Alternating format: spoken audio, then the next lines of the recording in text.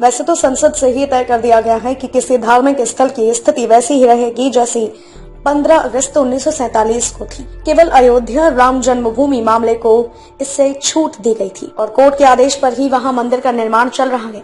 लेकिन ज्ञानवापी मस्जिद केस में जिस तरह अदालत के निर्देश आ रहे हैं वह रोचक हो सकता है। सिविल जज ने वादी पक्ष की मांग पर एडवोकेट कमिश्नर को ज्ञानवापी परिसर के अंदर जाकर मुआयना करने और वीडियोग्राफी के साथ अदालत में रिपोर्ट दाखिल करने का आदेश दिया है। यह पहला मौका है जब ज्ञानवापी मस्जिद पर वादी पक्ष के दावे को साबित करने के लिए साक्ष्य जुटाने का काम शुरू हुआ है। कानून में किसी केस को साबित करने के लिए साक्ष्यों की निगाह से यह आदेश मील का पत्थर साबित हो सकता है।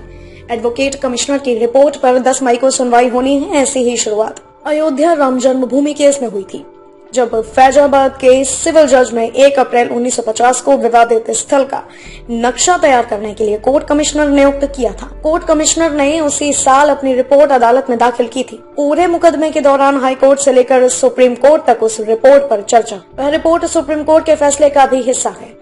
राम जन्मभूमि केस में हाई कोर्ट के आदेश से वीडियोग्राफी फोटोग्राफी हुई थी। भारतीय पुरातत्व सर्वेक्षण ने विवादित स्थल की खुदाई करके भी रिपोर्ट दी थी। कोर्ट के आदेश पर एकत्रित किए गए ये साक्ष्य मुकदमे में अहम साबित हुए थे। कानून के जानकार मानते हैं कि किसी स्थान पर दावे के संबंध में इस तरह के साक्ष्य मुकदमे के लिए बहुत अहम और कई बार निर्णायक साबित होते हैं। ऐसे में देखा जाए तो अदालत का आदेश ज्ञानवापी केस में मील का पत्थर साबित हो सकता है। कानून विशेषज्ञों का कहना है कि जब किसी जमीन के मालिकाना हक, कब्जा या उपयोग के बारे में कोई दीवानीवाद अदालत आता है तो कोर्ट को लगता है कि यथास्थिति जानने के लिए लोकल कमिश्नर नियुक्त करना जरूरी है, तो वह नियुक्त करता है।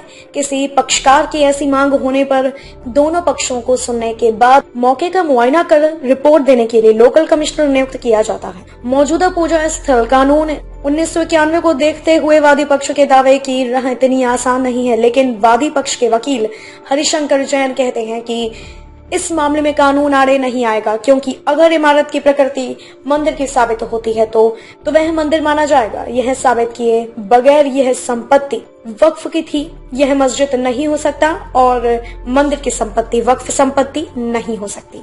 वहीं मुस्लिम पक्ष का मानना है कि यह मुकदमा सुना ही नहीं जा सकता, क्योंकि पूजा स्थल कानून 1991 में यह बाधित है।